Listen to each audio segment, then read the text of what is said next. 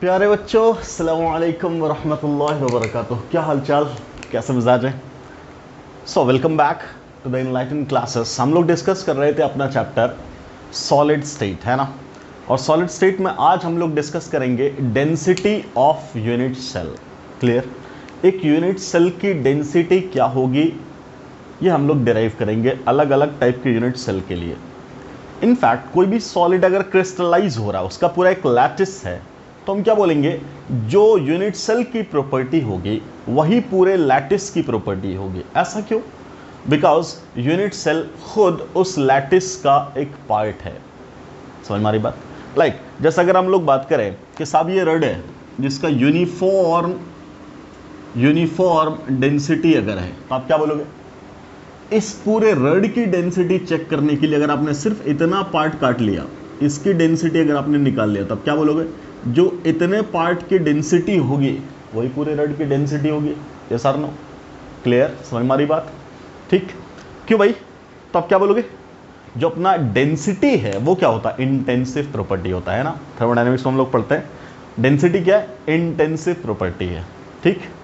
खैर, तो क्या बात कर रहे हैं कि एक यूनिट सेल के बारे में अगर हमें इंफॉर्मेशन मिल जाएगी तो हम पूरे लैटिस को भी वही इंफॉर्मेशन दे देंगे। क्या कि साहब इस पूरे लैटिस का या इस सॉलिड की डेंसिटी ऐसी है। ठीक है।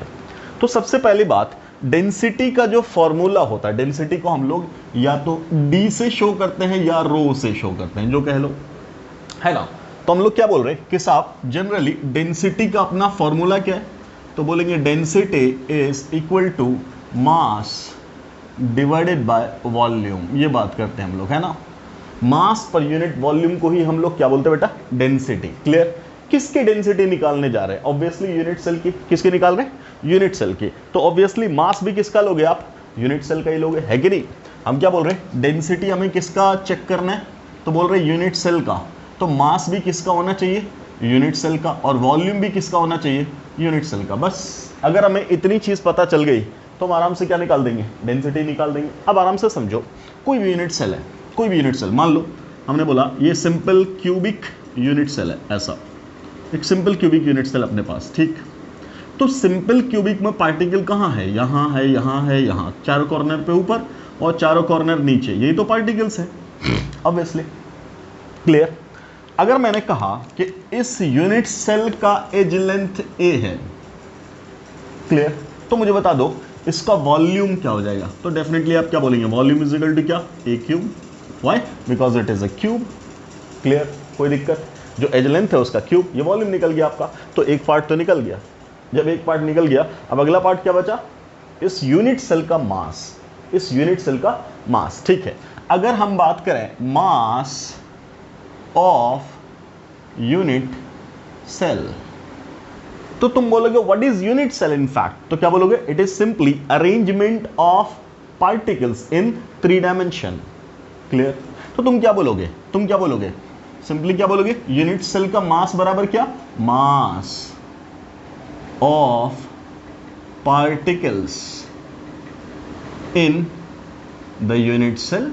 बोलो, ये तो बोलेंगे, है कि नहीं? अब वो पार्टिकल एटम हो, मॉलिक्यूल हो, आयन हो, उससे क्या फर्क पड़ता है? पार्टिकल मैंने बोल दिया इन जनरल।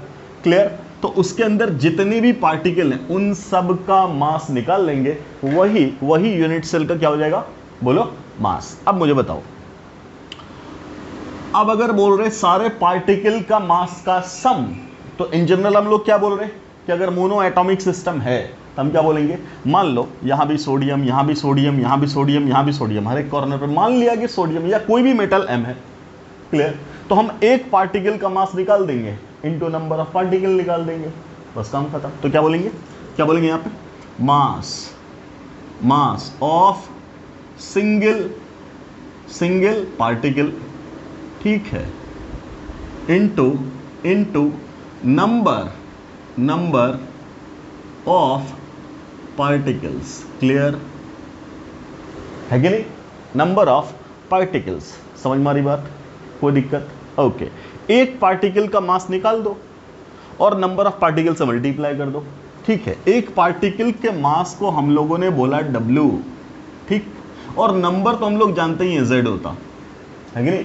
किसी भी यूनिट सेल में इफेक्टिवली कितना नंबर है वो कहां से पता चलता? Z से। क्लियर, जेड का कैलकुलेशन करके बैठे हैं, यूनिट सेल है ना, सिंपल क्यूबिक के लिए, फेस सेंटर्ड के लिए, बॉडी सेंटर्ड के लिए, सब करके बैठे हैं। क्लियर, तो बेसिकली हमें सिर्फ क्या निकालना, एक पार्टिकल का मास, एक पार्टिकल का मास। कोई दिक्कत? मान लो मैंने बोला कि ये एक पार्टिकल है ना, कोई भी एलिमेंट है, let the element is x, कोई भी एलिमेंट है, let the element, this element is x, और उसका मोलर मास ये है m। ऐसा मैंने बोला कि कोई एलिमेंट x है ना, और उसका मोलर मास क्या है, m है। क्या होता है मोलर मास? अगर एटम है तो उसका एटॉमिक मास, मॉलिक्यूल है तो उसका मॉलिक्यूलर मास। क्लियर है? एक मोल के मास को ही तो मोलर मास कहते हैं हम लोग। क्लियर?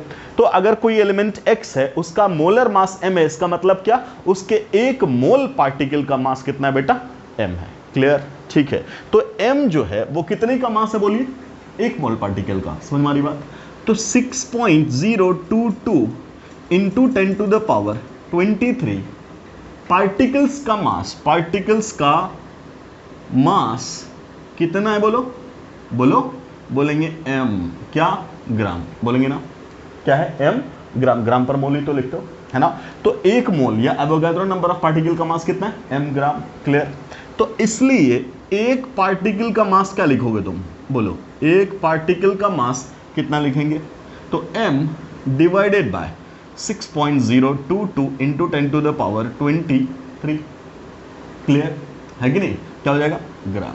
समझ में आ रही बात? ये तो गया एक पार्टिकल का मास, क्या हो जाएगा, m डिवाइडेड बाय 6.022 इंटू 10 की पावर 23। इतने नंबर को क्या बोल देते हैं हम लोग, एवोगाड्रो नंबर। तो इसी को शॉर्ट में आप m डिवाइडेड बाय n भी लिख सकते हो। क्लियर? ये क्या हो जाएगा, ग्राम। ठीक, ये क्या है, दिस इज W। वो जो W वहां सोचे हो यही तो है। एक पार्टिकल का मास कितना बेटा, W। क्या इतनी बात समझ में आ रही? क्लियर? अगर आपको मोलर मास पता है किसी भी सब्सटेंस का, इसका मतलब क्या, उसके एक मोल का मास वो है। जैसे हमने बोला ये सब्सटेंस X है और उसका मोलर मास M है, इसका मतलब M is the molar mass of X। मतलब क्या, M is the mass of 1 mole of particles of X। Clear? And what is the number? 1 mole, that is Avogadro number, and Avogadro number is 6.022 into 10 to the power 23। तो क्या बोला, इतने particle का मास m ग्राम। Clear? तो एक particle का ही तो निकालना है। क्यों निकाल रहे? बिकॉज यहां हमें क्या चाहिए, एक पार्टिकल का मास। तो एक पार्टिकल का मास कितना होगा, m divided by Avogadro number. ये हुआ कितने का पार्टिकल का मास, एक पार्टिकल का मास। क्लियर? इतनी बात समझ में आई? तो अब यूनिट सेल का मास तुम क्या बोलोगे, अब यूनिट सेल का मास क्या बोलोगे, तो रख दो यहां फॉर्मूले में, क्या बोलोगे, W की जगह क्या पुट कर दें, m बाय n ए, m बाय बोलो n ए। क्लियर? इनटू क्या, z। ये चीज क्या निकल के आई, मास ऑफ यूनिट सेल निकल गया। क्लियर? अब ये निकल गया मास और वॉल्यूम यही निकाले बैठे हो, तो डेंसिटी ये लिख दो बराबर में। क्या लिख दोगे, डेंसिटी बराबर किसका, यूनिट सेल का, इज इक्वल टू क्या लिखोगे, बोलो बेटा, क्या लिखोगे, ऊपर क्या लिख दें, z into m divided bye, ये लिख देते हैं Na होल डिवाइडेड बाय क्या, a क्यूब। हो गया, ये तो डेंसिटी का फॉर्मूला आ जाएगा। बोलिए आगे कि नहीं आगे, जल्दी से छापो, जल्दी से ये पूरी बात छाप लो, मैं मिटा करके आगे बढ़ूं, जल्दी करो। चलो, तो अब अपने पास क्या फॉर्मूला आया बाबू, बोलो, फॉर्मूला क्या आया, किसका, डेंसिटी का। क्या बोलेंगे, density of unit cell is equal to क्या, बोलिए, z into m whole divided by, वो Na को नीचे ले जाओ, Avogadro number Na into a cube, बस या डेंसिटी। क्लियर? अब आराम से समझिएगा क्या बोल रहे हैं। यहां रो क्या है, बोल रहे डेंसिटी है। किसकी डेंसिटी है, यूनिट सेल की, यूनिट सेल की। और अभी मैंने क्या बोला, जो यूनिट सेल की डेंसिटी होगी वही लैटिस की भी डेंसिटी होगी। तो तुम इसको चाहे यूनिट सेल की डेंसिटी बोलो, चाहे लैटिस की डेंसिटी बोलो, चाहे सॉलिड की डेंसिटी बोलो, व्हाटएवर, जो सॉलिड है उसकी डेंसिटी। ओके, ठीक है। अब क्या बोल रहे, अब बोल रहे अगला m क्या है, सो m इज मोलर मास। क्या है, मोलर मास किसका, ऑफ एलिमेंट, है ना। ठीक, क्लियर है। किस में लिख सकते हो तुम, ग्राम पर मोल में लिख सकते हो ना। क्लियर, ठीक है, आगे बढ़िए। Na क्या है, बोलिए, एवोगाड्रो नंबर। क्या है, एवोगाड्रो नंबर। है ना, जिसकी वैल्यू क्या होती है, it is equal to 6.022 into 10⁻23 कितने में, 1 मोल में, तो लिखेंगे पर मोल। ये नंबर है बट नंबर कितने का, 1 मोल का। Clear, okay. What about a, small a क्या, दिस इज एज लेंथ, किसका, एज लेंथ किसका, बोलेंगे यूनिट सेल का, किसका, एज लेंथ यूनिट सेल का। अब ध्यान से, what about density, sir density की यूनिट क्या होगी, तो डेंसिटी की यूनिट तो ग्राम पर एमएल भी होती है, डेंसिटी की यूनिट किलोग्राम पर लीटर भी होती है कि नहीं, डेंसिटी की यूनिट ग्राम पर सेंटीमीटर क्यूब भी लिख देंगे, कुछ भी लिख सकते हैं, है ना, अकॉर्डिंग टू द बाकी के यूनिट्स। अब आराम से समझना, ये तो भाई साहब यूनिटलेस क्वांटिटी हो गई, ये तो नंबर है ना।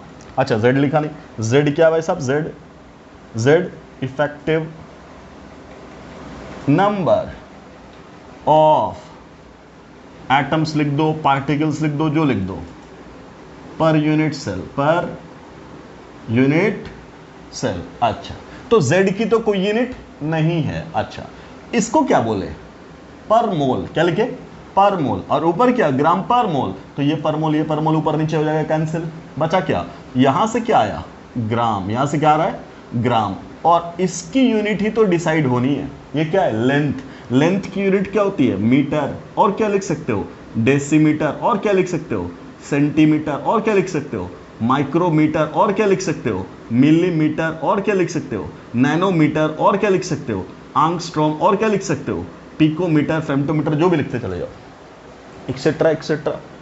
क्लियर, इसका क्या कहने का मतलब कि सर यहां तो वैरायटी है, किसकी, यूनिट्स की, इसका मतलब क्या, density, density according to the unit of edge length will be decided.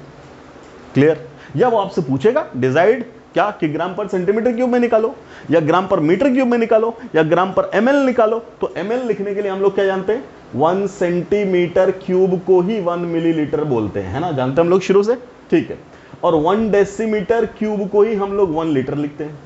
तो अगर उसने मिलीलीटर या लीटर में बोला, ग्राम पर एमएल या ग्राम पर लीटर, तो आपको ये याद रखना है डेसीमीटर क्यूब और सेंटीमीटर क्यूब, बाकी जो लेंथ की वैल्यू दे रखी है यूनिट में उसको कन्वर्ट कर लेंगे। जाहिर सी बात है बहुत छोटे पार्टिकल की बात कर रहे हैं हम लोग, यूनिट सेल का साइज क्या होगा, इतना कि हम देख भी नहीं पाए, है कि नहीं, बहुत छोटा, बहुत मैक्रोस्कोपिक बॉडी है वो। तो आप क्या बोलोगे, जब इतनी छोटी बॉडी की बात हो रही है तो यूनिट में तो छोटा ही लिया जाएगा ऑब्वियसली। आप देखोगे जनरली एज लेंथ क्या दे जाएगा आपको, या तो पिकोमीटर, या तो नैनोमीटर, या तो आंगस्ट्रॉम, इसी 3 यूनिट में आपको जनरली मिलेगा। क्लियर, या हो सकता है वो मीटर बोल दे और 10⁻⁻10 लगा दे, 10⁻⁹ लगा दे, व्हाटएवर। क्लियर है, समझ में आ रही बात। तो क्या होगा कि ये वैल्यूज दी जाएंगी। अब आपसे सवाल पूछेगा डेंसिटी इस यूनिट में निकालो, तो आप क्या करोगे, सिंपली यूनिट का कन्वर्जन कर लोगे, पक्का। क्लियर, तो ये सारी बात है किसके बारे में, डेंसिटी के बारे में। तो जब भी आपको डेंसिटी कैलकुलेट करना है तो आपको क्या चाहिए, Z चाहिए, और क्या चाहिए, मोलर मास चाहिए, और क्या चाहिए, एवोगाड्रो नंबर आपको आता है ना, और ए क्या अपना, एज लेंथ, किसका, बोलो, क्यूब का। क्लियर, अब जाहिर सी बात है, आराम से बताना, जो हम लोगों ने चैप्टर पढ़ा अभी करेंटली, उसमें क्या पढ़ा अब तक कि सर ए का रिलेशन आर से होता, हो सकता है वो आपको ए दे ही ना।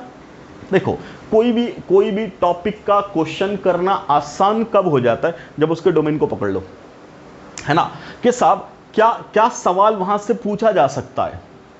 क्लियर है, उस क्वेश्चन, उस इक्वेशन का रेंज क्या है कि सर इतना घूम करके सवाल क्या क्या पूछा जा सकता है। तो आप सिंपली समझो, कोई भी इक्वेशन है तो उस इक्वेशन में मल्टीपल वेरिएबल्स हो सकते हैं, उसी के ऊपर तो सवाल पूछेगा। तो भाई साहब ये तो वेरिएबल रहा नहीं, ये तो फिक्स वैल्यू है। अब तुम्हारे पास वेरिएबल क्या क्या है, तो तुम क्या बोलोगे, एक Z, दूसरा मोलर मास, तीसरा एज लेंथ, और चौथा डेंसिटी। इसी 4 में कोई 3 देगा और चौथा बता दोगे तुम। क्लियर है, कोई 3 देगा और आप चौथा बताएंगे। अब मैं क्या बोल रहा हूं आपसे कि सॉलिड स्टेट में अभी तक हम लोगों ने ए का रिलेशन आर के साथ सीखा। यूनिट सेल में, अलग अलग यूनिट सेल में सिंपल क्यूबिक है तो a बराबर 2r होता था, है ना। अगर बॉडी सेंटर्ड क्यूबिक है तो a√3 बराबर 4r होता था। फेस सेंटर्ड क्यूबिक है तो a√2 बराबर 4r होता था, वहां से रिलेशन निकालते थे। तो हो सकता है वो आपको a दे ही ना, उसने इसको जो है एक अलग ही वेरिएबल में क्रिएट कर लिया r में। And what is r? r is the radius of the particle, radius of the atom, वो आपको इसमें ले जाए। क्लियर है, समझ में आ रही बात? तो अकॉर्डिंग टू द क्वेश्चन आपको देखना है इनमें से क्या क्या चीज दे रखा है, उसको ढूंढ करके निकाल करके अलग से लिख देना है और इस इक्वेशन को अप्लाई करना है, you will get the answer. Clear? तो कभी कभी डायरेक्ट डेंसिटी पूछ लेगा, कभी कभी आपसे ये दे देगा, बोलेगा जेड निकालो, effective number of atoms per unit cell. Clear है? या आपसे वो बोला ही नहीं, आपसे ये दे दिया मोलर मास, आपको एज लेंथ दे दिया और आपको डेंसिटी दे दिया, बोलेगा what is the type of unit cell, ये कैसे पता करेंगे? तो आप उसके लिए z निकालोगे और जब z निकाल लिए तो z के अकॉर्डिंग अगर वैल्यू 1 आई बोलोगे सिंपल क्यूबिक है, z के अकॉर्डिंग वैल्यू 2 आई बोलोगे क्या है? बोलो बॉडी सेंटर्ड क्यूबिक है। z की वैल्यू 4 आई तो क्या बोलेंगे? ये फेस सेंटर्ड क्यूबिक है कि नहीं? नो डाउट एंड सेंटर्ड में भी वैल्यू 2 आती थी, एज सेंटर्ड में भी वैल्यू 4 आती थी, लेकिन मैंने क्या बोला हुआ है कि सब उसको नेग्लेक्ट करते हैं, उसको अपने कोर्स में लेते ही नहीं। क्यों? बिकॉज वो इनएफिशिएंट पैकिंग है। क्लियर? तो आपको 3 में ही आंसर देना है, या तो सिंपल क्यूबिक, या तो फेस सेंटर्ड, या तो बॉडी सेंटर्ड। तो according to z we will decide. Clear? ऐसे घुमा के सवाल पूछेगा, या हो सकता है आपको z दे दे या z ना दे, टाइप ऑफ यूनिट सेल बताए, वहां से तुम z बता दोगे। ठीक, z बता दिया, एज लेंथ बता दिया और डेंसिटी भी बता दिया, इसका मतलब आप तुम क्या कैलकुलेट करोगे? अरे ये तो पता ही है ना, z दे दिया, a दे दिया, डेंसिटी दे दिया, तो फिर क्या पूछा? तो अब बाकी इसमें क्या बचा? Molar mass. क्लियर? उसने मोलर मास पूछा ही नहीं, उसने आपसे बोला 100 gram of the particle, 100 gram of this element में कितने एटम्स हैं? कोई एलिमेंट है, उसके एटम से मिलकर के सॉलिड बन रहा है, तो बोला कि उस एलिमेंट का मास दे दिया और बोला बताओ भाई साहब इसमें कितने एटम्स हैं। तो आप कैसे पता करेंगे? नंबर ऑफ एटम निकालने का क्या तरीका है? नंबर ऑफ मोल, है ना? तो नंबर ऑफ मोल का फॉर्मूला क्या होता था? Given mass divided bye molar मास। क्लियर? गिवन मास की जगह 100 ग्राम दे दिया तो तुम्हें मोलर मास चाहिए, मोलर मास ही तो यहां से निकालोगे और वहां पुट कर दोगे, नंबर ऑफ मोल आ जाएगा। नंबर में पूछा, एवोगाड्रो नंबर से मल्टीप्लाई कर देंगे। क्लियर है? समझ में आ रही बात? तो डिफरेंट टाइप के क्वेश्चन आएंगे, यहीं से टाइप्स बदलते चले जाएंगे, बट इक्वेशन एक ही लगना है, इक्वेशन एक ही लगना। ज्यादा से ज्यादा क्या होगा? यूनिट का होगा कन्वर्जन। क्लियर? अब जाहिर सी बात है, अगर मैं चाहूं इसी इक्वेशन को मल्टीपल इक्वेशन बना करके लिख दूं, मैं लिख देता हूं, फिर मैं आपको मना करूंगा कि ये काम मत करना, है ना? देखो समझना, मिटा रहा हूं मैं इसको। चलिए अब देखो, अगर आप बहुत सारे इक्वेशन रट्टा मारने की कोशिश करोगे ना, तो इसी मदर इक्वेशन से बहुत सारे इक्वेशन बन जाएगा। बट मैं क्या बोलता हूं आपको? यूजलेस, बिल्कुल यूजलेस। आपको ढेर सारा इक्वेशन कभी भी रट्टा मारना नहीं है, एक इक्वेशन से काम चलाना है और साइड नॉलेज साथ में रखना है। मान लो ये है, अब आपके पास एक इंफॉर्मेशन पहले से है, क्या? कि साहब z of simple cubic cell कितना होता? 1, और सिंपल क्यूबिक के लिए a बराबर 2r होता है, लिखते हैं। वेरी गुड, है ना? तो इसके अकॉर्डिंग देख बेटा, यही डेंसिटी सिंपल क्यूबिक सेल के बारे में अगर मैं लिखना चाहूं तो मैं z की वैल्यू यहां क्या लिख दूं? 1 हो गया। 1 होते ही ऊपर का काम खत्म, बच गया मोलर मास बच गया। नीचे क्या है? एवोगाड्रो नंबर, ये लिख दिया एवोगाड्रो नंबर।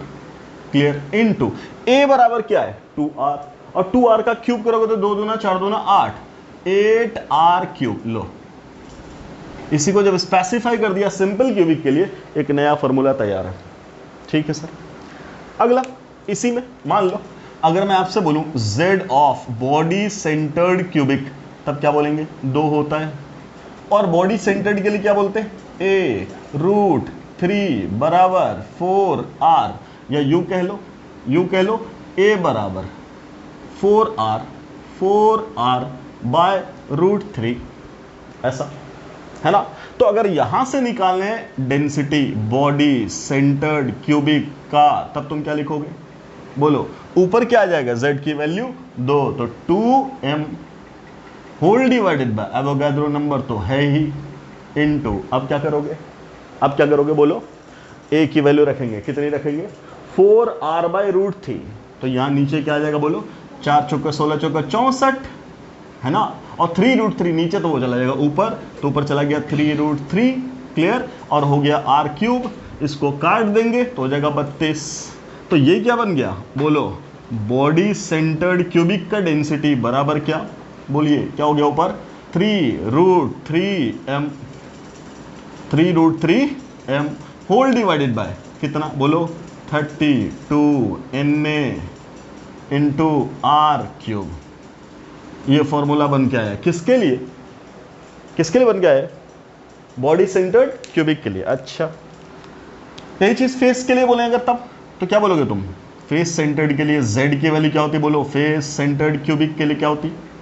z की वैल्यू 4। अच्छा, a बराबर क्या बोलोगे तुम? क्या कहोगे? a√2 is equal to 4r। तो a बराबर कितना? तो क्या बोलेंगे? 4r/√2। सो इट बिकम्स क्या? 2√2r। ठीक है, लिख लीजिए a इज इक्वल टू क्या? 2√2r हो गया। अब इसको पुट कर दो यहां, तो जब पुट करोगे तो यही रो बराबर क्या आएगा? फेस सेंटर्ड क्यूबिक के लिए क्या बोलोगे? z की value 4, molar mass m divided bye, अब क्या लिखेंगे यहां? n को ऐसे ही रहने दिए, इनटू a की जगह ये है तो 2 दूना 4 दूना 8, तो यहां से और 2 यहां से, कितना? 16, और फिर √2 तो 16√2। ये सर नो, ठीक है। अब इसको काट दिए तो कितना बचा? 4। क्लियर? तो यहीं से क्या है फॉर्मूला बोलो? Density of face centred cubic is equal to क्या बेटा? बोलिए, ऊपर मोलर मास और नीचे क्या बोलेंगे? 4√2Na r cube. यहां आर क्यूब आएगा, है कि नहीं? आर क्यूब आएगा, यहां क्यूब करोगे तो ठीक। ये फॉर्मूला बन गया किसका? फेस सेंटर्ड का। सर जनरल फॉर्मूला ये है, और यहीं से निकाल करके फॉर्मूला नंबर 1 लिखा, फॉर्मूला नंबर 2 लिखा, फॉर्मूला नंबर 3 लिखा। अब मैं आपसे कह रहा हूं, क्या इन सबको रट्टा मारने की जरूरत है? बिल्कुल नहीं। क्यों? बिकॉज ये सब तो आपको पता ही है। z पता है, a पता है, पिछला रिलेशन अगर आपको याद है तो नए रिलेशन आप खुद से बना लोगे। क्लियर? नए रिलेशन आप खुद से बना लोगे। मल्टीपल फॉर्मूला लिखने को किताबों में भरा पड़ा है, ऐसे बहुत सारे फॉर्मूले हो जाएंगे। फॉर्मूला से फॉर्मूला बनाना बहुत बड़ा इशू नहीं है। आप बोलोगे क्या शॉर्टकट हो गया? अरे कितना शॉर्टकट याद रखेगा, कितना शॉर्टकट आप याद करोगे लाइफ में? क्लियर है? ठीक, तो ये सब चीजें हम लोग ऑन द वे आराम से कैलकुलेट कर सकते हैं। हाँ, वो हो सकता है कि यही सवाल दे देगा, ये सवाल उठा करके दे देगा, बोलेगा कुछ भी सॉल्व करने की जरूरत नहीं है। वो तुमसे क्या बोलेगा? What is the formula of density of क्या? Simple cubic unit cell. ये लो भाई साहब, क्लियर? ये आ गया। ठीक, कहां से बना? यहीं से तो बना। अब इसी में वो डेटा रख देगा तो बोलेगा निकाल दो आंसर। क्लियर है? तो ये सब रट्टा मारने की जरूरत नहीं है। ठीक, इतने ज्यादा इक्वेशंस बिल्कुल भी याद नहीं करना है, एक इक्वेशन से मल्टीपल काम करते चले जाना है। क्या इतनी बात समझ में आई? इतनी बात समझ में आई? अब इसी से हम लोग करेंगे क्वेश्चंस। देखो डिफरेंट टाइप का क्वेश्चन कैसे बनता चला जाएगा फटाफट। क्लियर? तो जल्दी से इसको पॉज करके छापो, फिर हम क्वेश्चंस लिखते हैं। चलो जी बच्चों, देखो सवाल देखो। 2 क्वेश्चन मैंने नीट से लिया, 2 जेई से लिया है। देखिएगा, क्वेश्चन सिंपल है। मैंने क्या बोला आपको? बस यही फॉर्मूला का इस्तेमाल करते चले जाना है। आपको सिर्फ ये देखना है कि कौन सा वेरिएबल उसमें पूछा जा रहा है ना? जो फॉर्मूला है उसके डिफरेंट वेरिएबल्स में से कुछ आपको गिवन होगा, कुछ निकालना है आपको। जैसे पहला सवाल देखो, आपको शायद दिख नहीं रहा होगा, छोटा छोटा है, तो मैं पढ़ के सुनाता हूं आपको। क्या बोल रहा है? Iron exhibits body centred structure at room temperature and above 900 degrees Celsius it transforms to face centered cubic. Clear? कोई दिक्कत? Find the ratio of density of iron at room temperature and at 900. मतलब क्या? Rho at room temperature RTP divided by rho at 900 degree centigrade. ये बोला निकालने, बस। Clear? अब जरा देखो क्या बोला जा रहा है कि जो आपका बॉडी सेंटर्ड है वो कब? रूम टेम्परेचर पे। इसको हम लोग पहले अलग से समझ लेते हैं। कब? At room temperature. क्या गिवन है? जो स्ट्रक्चर है that is body centred. Body centred मतलब BCC। ठीक है, तो इसका मतलब क्या? BCC बोला तो इसका मतलब Z की वैल्यू क्या बोलोगे तुम? 1। Z की वैल्यू क्या बोलेंगे बेटा? बोलो 1। कोई दिक्कत? ठीक। अच्छा, और एक रिलेशन हमें पता था। क्या रिलेशन पता था? बोलो, बॉडी सेंटर्ड के लिए A√3 = 4R। ये 2 बात पता थी, ठीक है। अब क्या बोला, एट 900 डिग्री सेंटीग्रेड, ये किस में कन्वर्ट हो जाता है, फेस सेंटर्ड क्यूबिक में, एफसीसी में, ठीक। तो एफसीसी के लिए z कितना बेटा बोलो, 4, और ये फॉर्मूला a√2 = 4r, बस ये अपने पास रिलेशंस हैं, क्लियर, ठीक। इसी को पुट करेंगे, अपना आंसर आ जाएगा, क्लियर। और कोई इंफॉर्मेशन नहीं दे रखी है, बस आपसे यही बोला, कोई दिक्कत नहीं। क्या पुट करोगे, इतना डिवाइडेड बाय इतना, ठीक है। तो पहली बात बताओ, रो RTP लिख दें तो तुम क्या बोलोगे, फॉर्मूला तो वही है, तो Z की वैल्यू वहां क्या होगी, 1, मोलर मास तो जो है वो रहेगा, डिवाइडेड बाय Na भी वही है। अच्छा, a³ की जगह क्या हो जाएगा बोलिए, a बराबर क्या हो जाएगा, 4r/√3, तो बोलेंगे 4/√3r का क्यूब, ठीक है। अच्छा, यही डेंसिटी 900 डिग्री सेंटीग्रेड पे आप क्या लिखोगे, तो क्या बोलेंगे, अब 900 डिग्री पे ये दे रखा फेस सेंटर्ड, फेस सेंटर्ड का मतलब फिर z बराबर कितना बोलो, 4 इंटू मोलर मास तो वही है, divided by Na as it is रहेगा, इंटू a की वैल्यू क्या हो गई बोलो, 4/√2 मतलब 2√2r, 2√2r का क्या क्यूब। अब अपना मान लो ये इक्वेशन 1, ये इक्वेशन 2, तो आपसे क्या पूछा, 1/2 ही तो पूछा, ये तो पूछा है। तो अब ये क्या हो जाएगा, density at RTP divided by density at 900 degree, ये तो पूछा। So it will be what, जब इसको आप इससे डिवाइड करोगे तो कटने वाली चीज क्या क्या कॉमन है, मोलर मास वो गायब हो जाएगा, क्लियर। अवोगाद्रो नंबर वो गायब हो जाएगा, खत्म, क्लियर। तो ऊपर क्या आएगा, तो बोलेंगे 1 बाय क्या बोलिए, 4/√3 r का क्यूब होल डिवाइडेड बाय क्या बोलेंगे, बोलिए 4 बाय क्या 2√2r का क्यूब, बस इसको कर दो सिंप्लीफाई। तो इसको सिंप्लीफाई करेंगे तो क्या हो जाएगा बोलिए, 1/4/√3r और इसका होल क्यूब इनटू ये जाएगा ऊपर, तो क्या हो जाएगा 2√2r का क्यूब डिवाइडेड बाय ये क्या हो जाएगा बोलिए 4, यही ना, पक्का, कोई दिक्कत, बस ये बचा। अब इसको आप सॉल्व कर लीजिए। जब इसको सॉल्व करेंगे, ये काम आप खुद कर सकते हो बट चलो करके देखते हैं। इसको सॉल्व करेंगे तो यहाँ से क्या आएगा, यह आ जाएगा 8 और यहाँ से आएगा 2√2, तो क्या निकलेगा 16√2, डन। और उसका क्या क्यूब, कोई दिक्कत, r का क्या क्यूब, ठीक है। अच्छा, यहां से मैंने 4 लिख दिया ऐसे ही, और अब जब इसको लिखेंगे तो ये क्या हो जाएगा बोलो, 4 × 4 × 4 64, ठीक। और यहाँ हो गया r³, और ये √3 3 बार मल्टीप्लाई होगा तो क्या हो जाएगा 3√3, ये कहाँ जाएगा ऊपर, तो ऊपर गया तो क्या 3√3, यही तो आया, बोलते चले जाइए, कोई दिक्कत, नो प्रॉब्लम। अब जो कट रहा है उसको काट दो, तो 16 से इसको काटोगे तो ये कितने टाइम्स आएगा बोलो, 16 × 4 = 64, r³ से r³ चला गया, क्लियर, कोई दिक्कत। तो बचा कितना, ऊपर कितना बचा 3√3 ये वाला, और इंटू √2 ये वाला, और होल डिवाइडेड बाय नीचे कितना बच गया बेटा बोलो 4 × 4 ये तो बचा है। अब आपका जरा आंसर चेक करो, इसी फॉर्मेट में कुछ दे रखा है ना।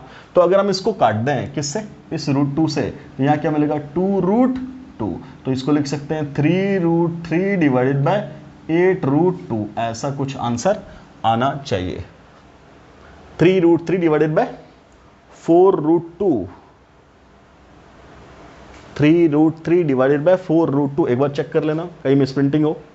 3√3 डिवाइडेड बाय 8√2 आ रहा अपना, और होना क्या चाहिए 3√3 डिवाइडेड बाय 4√2, एक ऑप्शन है, चेक कर लीजिएगा कहीं हो सकता है मिस प्रिंटिंग हो कैलकुलेशन में, ठीक। सो मेथड आपको समझ में आ रहा है, मेथड समझ में आ रहा है। मेथड क्या बोल रहे हैं, सिंपली कि आपको क्या करना है, डेंसिटी लिख लेना एक का, दूसरे का भी डेंसिटी लिख लेना और उसको डिवाइड कर देना। रुक जाओ मैं पॉज करके देख लेता हूँ कहाँ पे मिस प्रिंटिंग हुई है, ताकि आपको कन्फ्यूजन ना हो।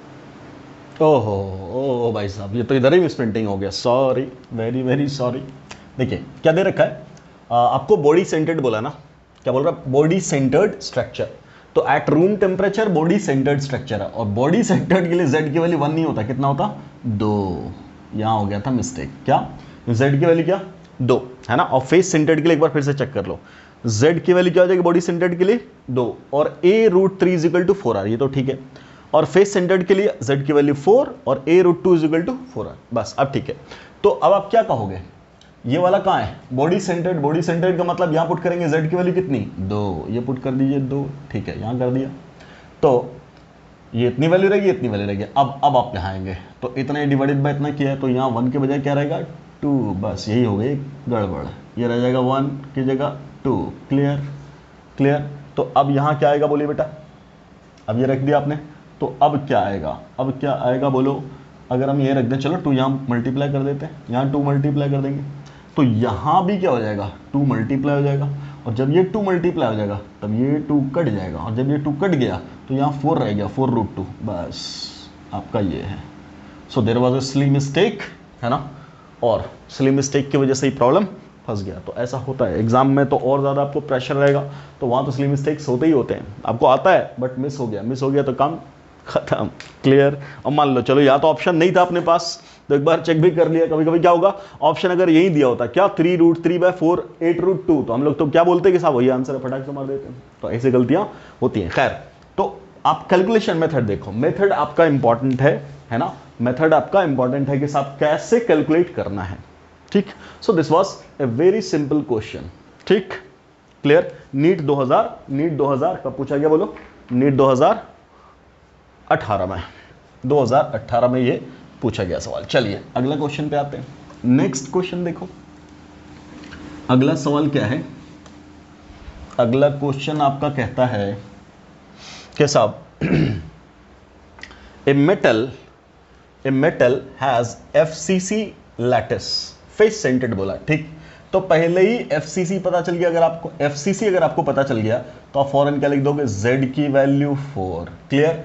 और a√2 = 4r, ये दोनों इंफॉर्मेशन फटाफट। ठीक, अब डेंसिटी दे दिया सर, डेंसिटी दे दिया आपको कितना, 2.72 ग्राम पर सेंटीमीटर क्यूब। जरा देखो, ठीक, अब बोल रहा है ए की वैल्यू दे रखा है साफ साफ, ए की वैल्यू दे दिया 404 पिकोमीटर, मतलब इसका अब यूज अपना खत्म है कि नहीं, वो आर नहीं दिया, ए दे दिया डायरेक्ट।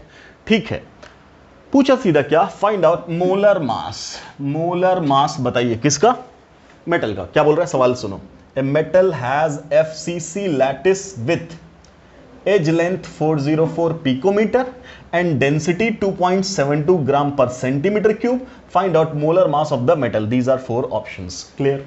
क्या करेंगे, सबसे पहला काम आराम से देखिएगा, डेंसिटी ये है, मोलर मास निकालना है, तो क्या कर देंगे सर, मोलर मास बराबर क्या हो जाएगा बोलो, ये डेंसिटी हो गया, ये ऊपर आ जाएगा Na, है ना, इनटू क्या a³ और डिवाइडेड बाय क्या z, काम खत्म। ये तो पुट होना है।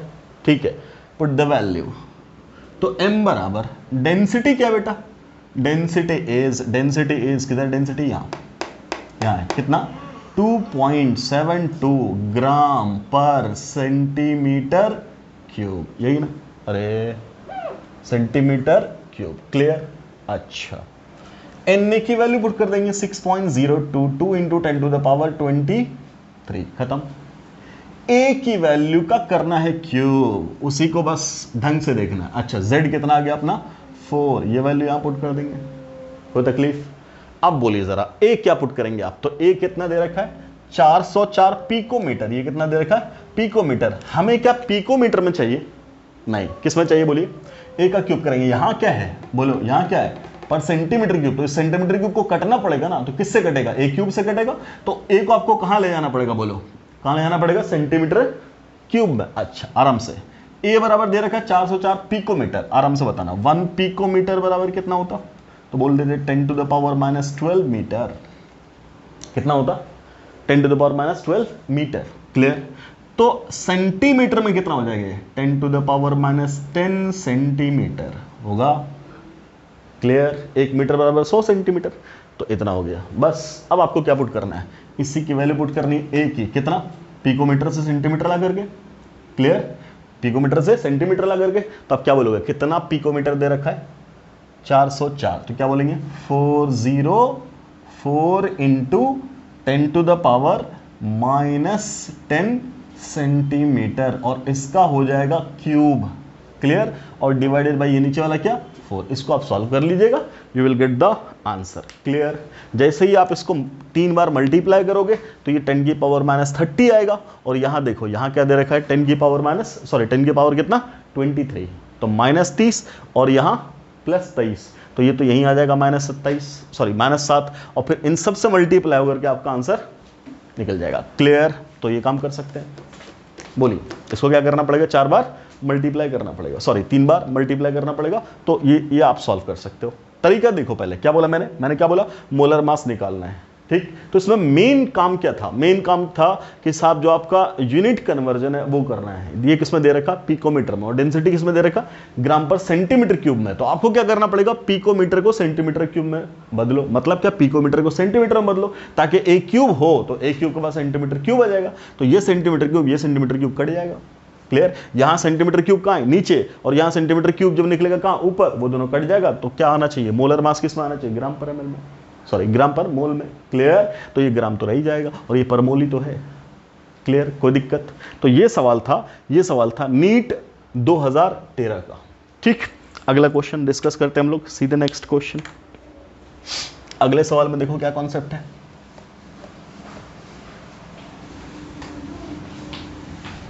देखिए नेक्स्ट क्वेश्चन, देखिए जेई में पूछा, हाँ नेक्स्ट क्वेश्चन जेई 2020 में, 20 में दो बार क्वेश्चन सॉलिड स्टेट से आया, क्या है, an element with molar mass, कितना, इतना दे रखा है, ठीक है।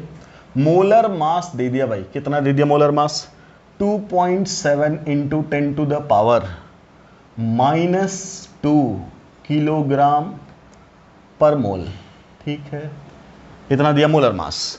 फॉर्म से unit cell with edge length, a की वैल्यू दे दिया, कितना वैल्यू दे दिया बोलो, 405 पिकोमीटर, लगभग वैसे ही सवाल है ना। If density is given to you, कितना, 2.7 into 10⁻³ kilogram per metre cube, ठीक। Then radius of the atom, यहां पुट करना है, वैल्यू आनी कितनी, 10⁻12 से मल्टीप्लाई होगा, यहां कोई इंटीग्रल वैल्यू आएगा, लगभग नियर अबाउट इंटीजर, ठीक। तो आपसे बोल रहा है what is the radius of atom, मतलब आपको निकालना है आर, किसका निकालना है बोलो, किसका निकालना, आर, एटम का। वो कहां से निकलेगा, तो जरा देखो इसी फॉर्मूले को पुट करो। आपको क्या क्या दे दिया, आपको डेंसिटी दे दिया, आपको मोलर मास दे दिया, आपको ए दे दिया, मतलब यहां से आप क्या निकाल लोगे, Z निकाल लोगे, और जैसे ही Z निकल जाएगा तो आपको टाइप ऑफ यूनिट सेल पता चल जाएगा, और यूनिट सेल पता चल गया तो आप क्या बोलोगे, तब क्या बोलोगे, यूनिट सेल पता होते ही ए और आर में रिलेशन निकाल लेंगे, क्लियर, समझ में आ रही बात। तो ए तो आपको ऑलरेडी गिवन है ना, और वहां से हम क्या निकाल देंगे, आर निकाल देंगे, क्लियर। तो उसके लिए सबसे पहली बात आपको क्या चाहिए, Z चाहिए। तो बात समझना, पहले क्या करना है, फर्स्ट बोलो कैलकुलेट Z। क्यों Z चाहिए भाई, बिकॉज Z आएगा तभी तो आप तय कर पाओगे यूनिट सेल कौन सा है, और जब यूनिट सेल मिल जाएगा तो ए और आर में रिलेशन फट से निकाल लेंगे। मान लो यही बोल दे, ये सब कुछ दे करके बोल दे कि let the unit cell is simple cubic, तो हम काय को तामझाम करेंगे, हम सीधा बोलेंगे ए इज इक्वल टू 2r, तो r बराबर क्या, a/2 ऐसा कर देते, लेकिन हमें पता थोड़ी है कि कौन सा यूनिट सेल है। तो आपको क्या करना पड़ेगा, बोलो देखो यहाँ देखो क्या, 10⁻⁻12 तो दे ही रखा है, इसका मतलब क्या, 10⁻⁻12 मीटर का मतलब क्या, पिकोमीटर तो ऑलरेडी है, और ये भी पिकोमीटर दे रखा है। तो आपको क्या करना है, आपको सिंपली क्या करना है, इससे a is equal to r में ही तो रिलेशन निकालना है, ठीक। तो जो वैल्यू आएगी उससे डिवाइड कर दोगे, पिकोमीटर का ऑर्डर तो रहेगा ही रहेगा। तो इनफैक्ट आपको इन सारे डेटा से पहले क्या कैलकुलेट करना है, Z, क्लियर। तो Z कैसे निकलेगा भाई, फिर वैसे ही Z इज इक्वल टू क्या बोलोगे बेटा, बोलो डेंसिटी इंटू Na इंटू ए क्यूब, ठीक है, डिवाइडेड बाय मोलर मास। अच्छा देख लेते हैं यूनिट वगैरह, डेंसिटी दे रखा है 2.73 इंटू 10⁻3, ठीक, किलोग्राम में दिया, कितना दिया, किलोग्राम में, ठीक, पर मीटर क्यूब, कोई दिक्कत नहीं। आप इसको किस में चेंज कर सकते हो, बोलो किस में चेंज कर सकते हो, ग्राम में। तो ग्राम अगर लिख देंगे तो ये हो जाएगा 10⁻6 है ना, तो हो जाएगा ग्राम, और पर मीटर क्यूब। ये हो गया। क्यों लिख रहे हैं ग्राम में सर? बिकॉज ये तो ग्राम पर मोल में ही ना। ओके ठीक। इंटू एवोगैड्रो नंबर 6.022 इंटू 10 की पावर 23 इंटू ए क्यूब। अब ए क्यूब की बात करें, ए दे रखा आपको क्या? 405। ये तो वैल्यू है पिकोमीटर में, पिकोमीटर में। और जरा यहां देखना आराम से, डेंसिटी, डेंसिटी किसमें? मीटर क्यूब में। तो आपको क्या लिखना पड़ेगा? इस पिकोमीटर को कहां ले जाना पड़ेगा? मीटर में। क्यों? मीटर क्यूब आएगा, यहां मीटर क्यूब है, कट जाएगा। क्लियर? तो आपको क्या लिखना पड़ेगा? 10 की पावर -12 मीटर। पिछले केस में क्या लिखा था? सेंटीमीटर। तो 10 की पावर -10 आया था, यहां मीटर लिख रहे तो 10 की पावर -12 आएगा। अब इस ए का कर देंगे बेटा क्यूब। जब आप इसका क्यूब करोगे तो वहां से मीटर क्यूब निकलेगा, मीटर क्यूब कट जाएगा। नीचे क्या आएगा? बोलो नीचे क्या आएगा? नीचे आएगा इसका मोलर मास। मोलर मास दे रखा है, दैट इज 2.7 इंटू 10 की पावर -2। अच्छा चलो कोई दिक्कत नहीं। किलोग्राम यहां दे रखा पर मोल। क्या दे रखा? किलोग्राम पर मोल। यहां भी किलोग्राम दे ही रखा है, तो हम क्या कि उसको बदलेंगे, तब इसको नहीं बदलेंगे। और नहीं बदलेंगे तो क्या दे रखा? बोलो ये क्या दे रखा? डेंसिटी। डेंसिटी भी किलोग्राम में दे रखा, मत बदलो। अगर वे देता ग्राम में तब हम इसको चेंज किया था, कोई बात नहीं, हमें सारा नहीं देंगे। तो ये हो जाएगा 10 की पावर 3, तो ये बन जाएगा केजी, है ना। तो अब ये केजी और ये केजी खत्म हो जाएगा। यूनिट आप चेक कर लो, आपका क्या आएगा? आपका ये केजी से ये केजी जाएगा, है ना। और मीटर क्यूब से ये मीटर क्यूब जाएगा, यस सर नो। और ये पर मोल से यहां भी तो पर मोल है। क्लियर? ये पर मोल चला गया। बचा क्या? बोलो अब बचा क्या? कोई यूनिट नहीं बचा। जब यूनिट नहीं बचेगा तभी तो यूनिटलेस चीज आएगी। क्लियर? यहां से जो वैल्यू निकलेगी दैट विल डिसाइड क्या, तो what is the type of unit cell. Clear? वहां से आप यूनिट सेल का टाइप देख लोगे, वहीं से आप डिसाइड कर लोगे। अगर सिंपल क्यूबिक है तो रिलेशन अलग, फेस सेंटर्ड है तो रिलेशन अलग, बॉडी सेंटर्ड है तो रिलेशन अलग। Clear? So this was the type of question. ठीक, नेक्स्ट क्वेश्चन जरा देखिएगा। अगला सवाल क्या पूछा? जेईई 2020 में ही क्या पूछा? A diatomic molecule X2 has body centred structure, ठीक, विथ एज लेंथ इतना और डेंसिटी इतना, number of molecules present in 200 gram. Question देखते ही आपको समझ में आना चाहिए सवाल में क्या बोल रहा है। क्या बोला? मास दिया हुआ है और आपसे बोला नंबर ऑफ मॉलिक्यूल बताओ। बेटा कैसे निकालेंगे? मोल कॉन्सेप्ट से निकालेंगे ना। मोल कॉन्सेप्ट से कैसे निकालेंगे? बोलो given mass by molar mass gives you, बोलो नंबर ऑफ मोल। और नंबर ऑफ मोल पता चल जाएगा तो आपसे नंबर ऑफ मॉलिक्यूल ही तो पूछा है, तो एवोगाड्रो नंबर से मल्टीप्लाई कर देंगे, है कि नहीं। नंबर ऑफ मोल बराबर क्या? Given mass by molar mass. और number of molecule will be equal to क्या? बोलो number of mole into Avogadro number. Clear? तो आपको एनी हाउ क्या करना है? मोल निकालना है। और मोल कहां से निकलेगा? इस फॉर्मूला से। क्लियर? अच्छा ये तो दे रखा है आपका, यही तो नहीं दिया हुआ है मोलर मास। तो ये मोलर मास तुम कहां से निकाल के बैठाओगे? उस फॉर्मूला से। तो आपको फाइनली क्या निकालना है? Molar mass, and that will be what? Density into Na into A cube divided by क्या हो जाएगा बेटा? बोलो मोलर मास निकालना, नीचे आ जाएगा क्या? Z। बस। क्लियर? आपसे क्या बोला? डेंसिटी दे दिया, कितना दिया? बोलो डेंसिटी दिया 6.17 ग्राम per centimetre cube into Na क्या हो जाएगा? 6.022 इंटू 10 टू द पावर 23। अच्छा यहाँ पे सीधा दे रखा 6 मानो, कोई दिक्कत नहीं, मान लेना 6 ही मान लेना। जब उसने बोला 6 लो तो 6 ही मान लो, उसने क्वेश्चन में बोला हुआ है। ठीक, Na is equal to 6 into 10 की पावर 23, कोई दिक्कत नहीं, ले लिया। अब करना है आपको ए क्यूब, है ना। तो ए कैसे डिसाइड करोगे? इस यूनिट के अकॉर्डिंग। क्लियर है? ठीक, क्योंकि ग्राम तो जाएगा मोलर मास में, ग्राम पर मोल में, है ना। आपको सेंटीमीटर क्यूब देखना। अब बोलो ए के लिए क्या दे रखा आपको? पिकोमीटर। फिर से पिकोमीटर। तो 1 पिकोमीटर इज इक्वल टू क्या बोला था? 10 की power -12 metre and is equal to 10 की पावर -10 सेंटीमीटर। वहां सेंटीमीटर तो वहां भी सेंटीमीटर लिखो। कितना पिकोमीटर बोला? 300 पिकोमीटर। तो आप क्या बोलोगे? 300 इंटू 10 की पावर -10 सेंटीमीटर और इसका cube whole divided by Z। Now what the type of cell is? Body centred. Body centred के लिए Z की वैल्यू कितनी बेटा? 2। क्लियर है? ठीक, इन सब को जब आप सॉल्व कर लेंगे फिर चेक करो यूनिट। इस सेंटीमीटर क्यूब से ये सेंटीमीटर क्यूब चला जाएगा। क्लियर? यहां क्या बचेगा? ग्राम। ठीक, और यहां से क्या है? पर मोल। तो ग्राम पर मोल क्या देगा आपको? Molar mass. और ये मोलर मास जब निकाल लोगे यहां से तुम, लेट इसकी वैल्यू x आई। तो तुम क्या बोलोगे, नंबर ऑफ मोल बराबर क्या, बोलो कितना ग्राम दे रखा है, कितना ग्राम दे रखा है, 200 ग्राम, तो 200 gram divided by x। Clear, ये निकल करके आएगा कोई भी value, let the value is y, ये मोल निकला, और जब ये मोल निकल गया तो नंबर बराबर क्या, y इंटू एवोगाड्रो नंबर, ये हो जाएगा आंसर। क्लियर, तरीका समझ, मेथड समझ में आ रहा है, सॉल्व तो आपका काम करना है ना, कैलकुलेशन तो आपको करना है, ठीक। मेथड, सीधे मेथड, सवाल कहां से कहां घुमाया, उसने आपको दिया मास, अब बोला कि भाई साहब नंबर ऑफ मॉलिक्यूल्स बताओ, कैसे निकालेंगे, मोल कॉन्सेप्ट से। Clear, mass by molar mass, molar mass ही तो नहीं मालूम है, मोलर मास निकालने के लिए आपको ये सारा डेटा दिया है, आपने इसमें पुट कर दिया, मोलर मास निकाल दिया, मोलर मास निकाल करके यहां पुट कर देंगे, मोल आ जाएगा, मोल का एवोगाड्रो नंबर से मल्टीप्लाई कर देंगे तो Na का फॉर्मा आंसर आ जाएगा।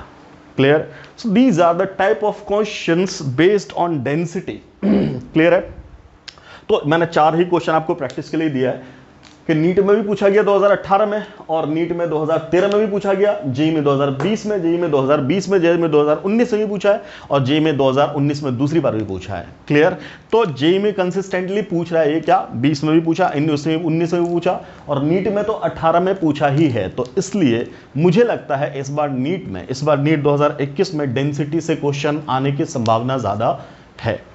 क्लियर, तो एक बार अच्छे से देख लीजिएगा, मैंने आपको बताया what is the scope of questions, है ना, कि साहब कहां कहां से सवाल आ सकता है, जो आएगा वो यहीं से आएगा, जैसे भी वो घुमा ले, आना सवाल यहीं से। क्लियर, चलिए, तो डेंसिटी आज अपना कंप्लीट हुआ। अगले लेक्चर में हम लोग मिलेंगे कोऑर्डिनेशन नंबर के साथ, कोऑर्डिनेशन नंबर डिस्कस करेंगे, उसके बाद हम लोग पढ़ेंगे वॉइड, और फिर पढ़ेंगे packing in unit cells, packing in solids. ठीक, मिलते हैं, अस्सलाम वालेकुम।